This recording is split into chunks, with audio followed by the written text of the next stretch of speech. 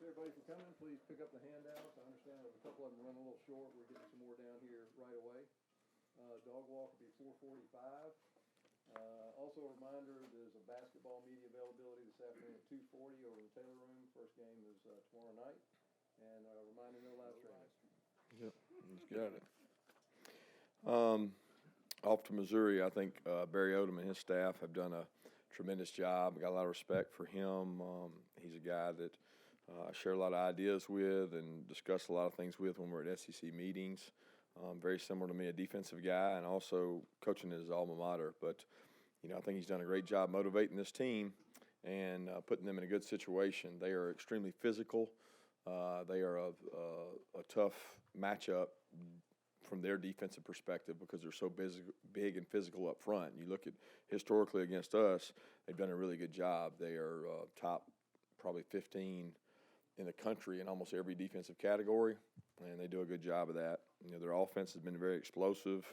They're tied for the most plays over 50 yards in our conference, and they've done a good job with that. They got a tight end that's tough to match up with and a quarterback that's played in a lot of big football games. So I got a lot of respect for the staff, what they've done, and what their team's been able to do. And I know coming off an off week, they'll be ready and prepared. Kirby, Dan was lamenting after Saturday's game about only running 52 plays and having 24 minutes of possession time. I know coaches have different views on time of possession and the importance of it. Is that one of y'all's team goals? I know y'all have a bunch of objectives and is getting up into the mid-30s in time of possession. Is that a goal? And I guess as a follow-up, how much does that help you when you're winning that each week when you have a closing stretch like this with 5 Power 5 games with no open dates? Well, objective goals for our offense, one of them is to win time of possession. It's one of the 15, 20 things we list, and we hit some of those in the game. We didn't hit some of those. Time of possession, winning that battle, our offense, they won that battle, and that was important to them. It's important in every game that you win the time of possession, but it can be misleading for explosive teams that are scoring all the time. But I'm really focused on Missouri and how we can kind of get ourselves in a position to play these guys. Coach, extremely motivated and physical is a recipe for disaster after what you're coming off emotionally. Is there any way to solve that besides talking about it? Just your actions speak louder than your words, and the actions you take towards practice and the actions you take towards preparation are all things that are in our control. I don't think talking about it does it. I think the actions speak louder than your words, and that'll be important to our guys, how we prepare and how we get ready and what kind of plan we put together to help us with these guys, because they do a good job of making you play left-handed a lot of times, and Derek does a good job offensively of mixing things up. They've got some good matchups, especially with some of their big guys. Coach, I think your defense ranks at the top of the SEC in most categories, second in passing efficiency, and yet you've only got 1 interception in league play. What would you attribute that to, and how has the game changed? I think I looked at your stats, and you had 8 or 9. A guy like J.R. Reed has 1. I mean, is the game that different than when you played? I wouldn't say it's that different. We play a little different style because we're a match defense for the most part. I think a lot of interceptions come through zone defenses and being able to see the ball a lot of times. We're not always looking at the ball. We're looking at the man, whether it's a zone matchup or a man matchup. But it's what we think gives us the best chance to make people inefficient. And it doesn't always promote a lot of interceptions. I mean, historically, we have not had a ton of interceptions. We got to do a better job getting turnovers. There's no doubt about that. But that comes with forcing them, havoc, tip balls, batted balls, strip outs, knocking the crap out of people, ripping the ball out. Those things all affect turnovers. But we've been short in interceptions for sure. When you're inquiring about graduate transfers and guys who, spend a lot of time at other programs and want to come play here, how much work or how important is that sort of mental aspect that they have and sort of their willingness to come in and work right away, just as important as targeting, guys who fill a specific need for this team? I'm not sure I understand it. I mean, what are you asking? Just how sort of important, I'm trying to understand, the mental capacity and how sort of the mental side to it. Most of the time you know enough about those guys to know they've got the mental capacity. I mean, they've played in an offense or defense for a year. You usually have some kind of connection to them because otherwise they probably wouldn't be considering you. It's not just completely out of the blue. You usually know something about them. You know a coach that used to coach them. You knew them out of high school through recruiting. But you have some connection and you feel comfortable that they're going to fit in your program. Otherwise, you don't bring them in. Following up on your opening statement after Florida, where you referenced the video of Michael Johnson that you showed the team, what was the underlying message there that kind of gave the team some motivation, and then also, do you guys pick and choose a special or a documentary like that show every week, and how do y'all go about choosing which one? We use outside sources. We use Trevor Moawad, a consulting firm that Trevor and I've had a relationship for a long time, and we don't always use them, but we usually come up with some kind of message, regardless of what the game is. There's a point to it and an emphasis for it. And this week it was more about, for him, it was an opportunity to make a decision that he wanted to do something rather than listening to the outside world and all the different pressures. He chose to wear gold shoes because he expected to win the race, and that was a decision that he made, and he made it internally, and wasn't really worried about everything outside that. And that's really what it's about. I mean, because the men in this room that come in here for meetings every day and fight and do all the things, they're the ones that matter. They make the decisions that determine the outcome of the game, nobody else. Kirby, I imagine it would vary from play to play, but from snap to Jake releasing a pass, is there a certain amount of time you want him to have the ball? And, I mean, ideally when you have a goal to hit. And also, how has the pass protection been, if you look at this season as a whole? I know what the sacks say, but how do you view that? I think the pass protection has been excellent. I've repeatedly said that. I thought early in the year was when it was at its, I guess you could say, weakest. But, I mean, coming in here after the Vanderbilt game, that was a concern for me because we took some shots and some hits. And they've improved. They worked hard on it. They've gotten better. As far as snap to throw, it really depends on the route structure and it depends on the protection. You know, some protections it's quicker. It's meant to be that way. Got to get the ball out. Some route structures, ball's out quick. And then other ones is longer and longer developing. But our guys have done a good job up front. That's one thing they do really well is pass pro. And it's like Sam says, you get good at what you practice at. Well, we practice that too. Kirby, I know you've got to prepare for Missouri's best game of the year, but they have had this Jekyll and Hyde effect of being very good at home and struggling away. Have you watched enough film to know what has kind of led to such a wide discrepancy given what they did to South Carolina at home and their struggles on the road?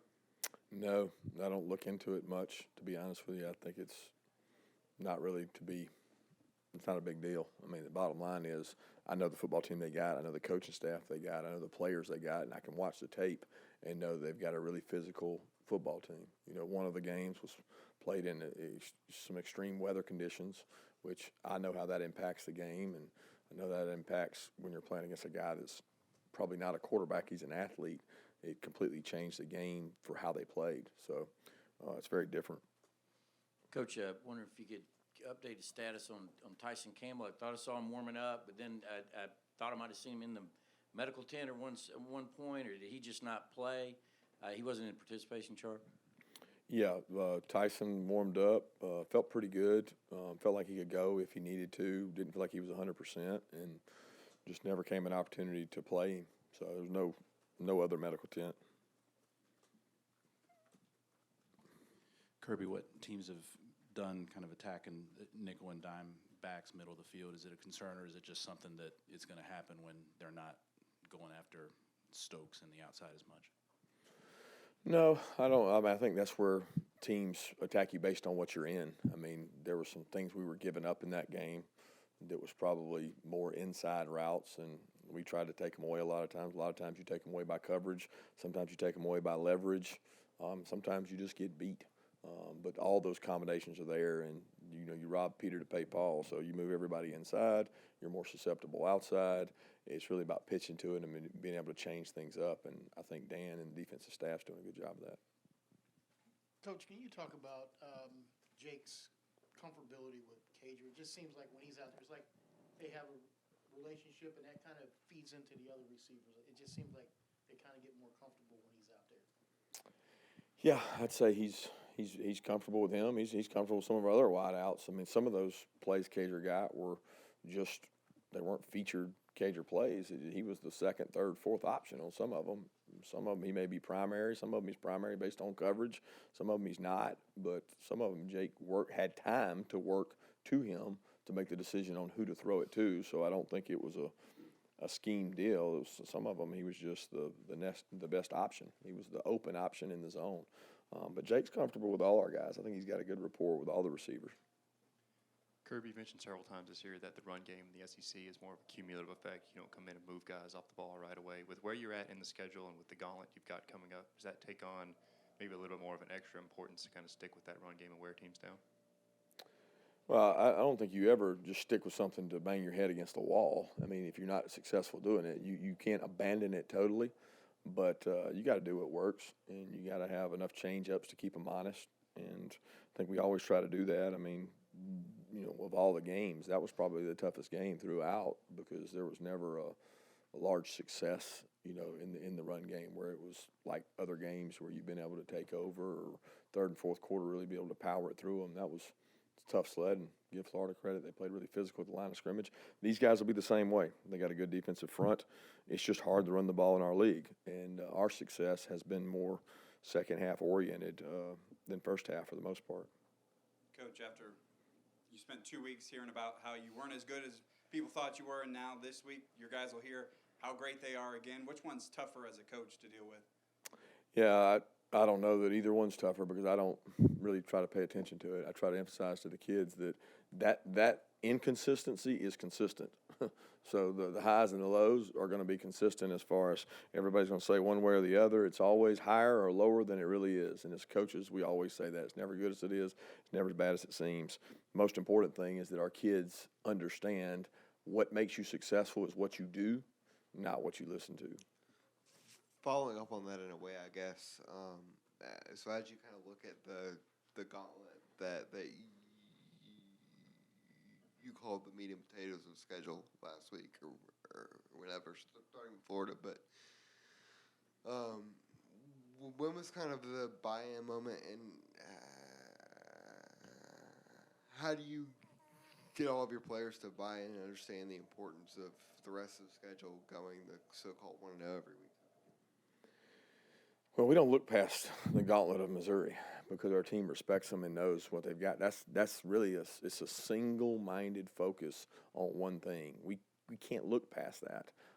And as far as buy-in, they never didn't buy in.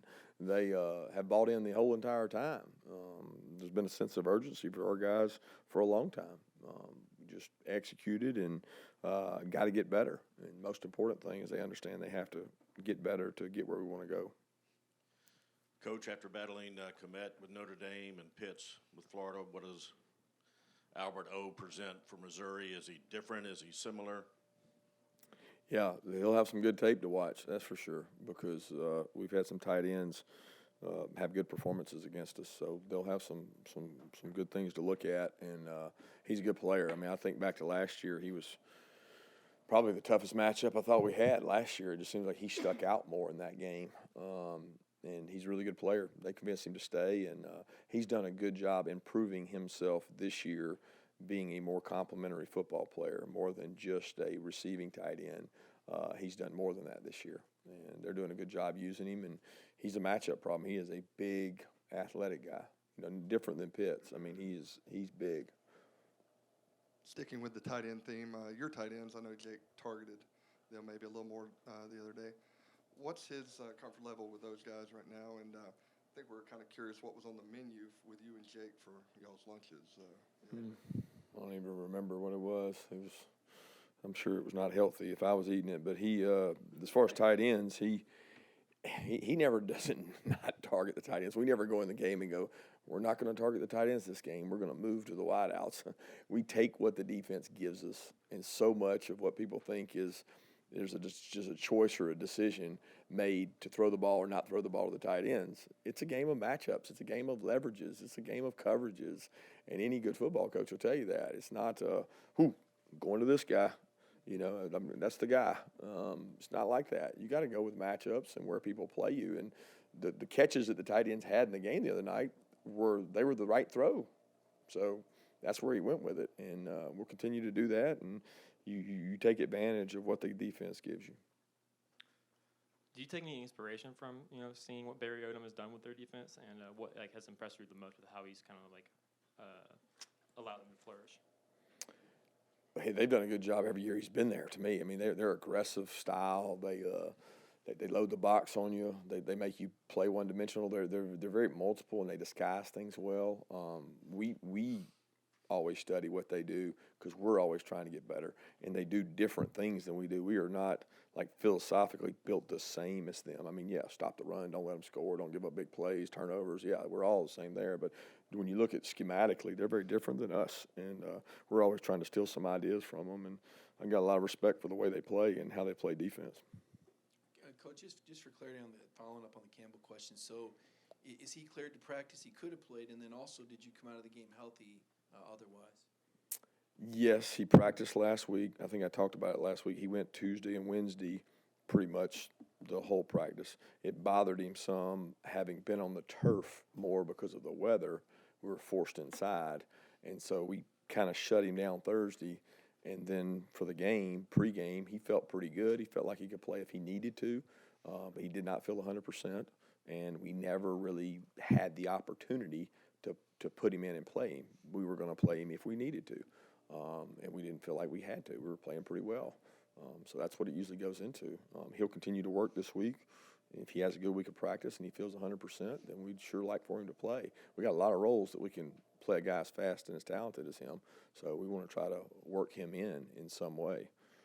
As far as other guys, yeah, pretty healthy coming out of it. I can't think of anybody that didn't finish the game out. It seems like most of this year, excuse me, you played a lot of younger quarterbacks, guys with not much experience. But this week, you'll be facing a guy who's been around a long time, veteran. What kind of difference will that make as far as your defense's preparation? Well, I don't think it'll change how we prepare. We'll prepare for his style, which he's a really good athlete. They run him. He's got quarterback runs. They make you count extra hats in the box when he's a quarterback run guy. I mean, it's in a lot of ways, they can be Lynn Bowden from Kentucky with a really good passer back there. Okay, so now you're defending two things. That's tough, and the quarterback run element is hard, always hard to prepare for. But he's got a lot of experience in big games. It's not like he hasn't played in big games and been in these kind of stadiums, been in the SEC, and also playing at Clemson. So got a lot of respect for the way he plays. He plays with toughness, passion. He runs the ball. He scrambles. He makes a bunch of throws. I mean, really good player. You had so many openings at wide receiver. I'm sure Georgia would have been an attractive option for any graduate wide receiver looking for a new home.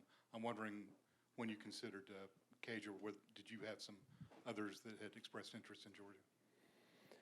We had a couple reach out, but either it wasn't a comfortable marriage, or we didn't know if they were going to be able to contribute. It's a tough decision because you're betting on this guy, and we haven't been 100%. We've had guys that came in here and didn't play as graduate transfers, and you're looking for the right fit, and we just felt comfortable that it was the right fit with him, and he was the one that made the most sense. Two more questions? What's sort of the differences or challenges that the coaching staff has from a recruiting standpoint of hosting visitors for a noon or say 3:30 game and hosting for a 7 o'clock Saturday night game? Differences, I would say, obviously the earlier when you've got more time to go to dinner, do more afterwards, it's more a relaxed atmosphere because the game is over, as opposed to a late game. You're with them all day. Our assistant coaches try to spend time with them, and you try to entertain them as much as you can, but you're obviously preparing your own players for the game and the build-ups there. So it's tough after the game on a night game. You got a short window, they're tired, they want to go to bed, and then you're looking at Sunday to spend time with them, but yet you still got to prepare for another game in some instances.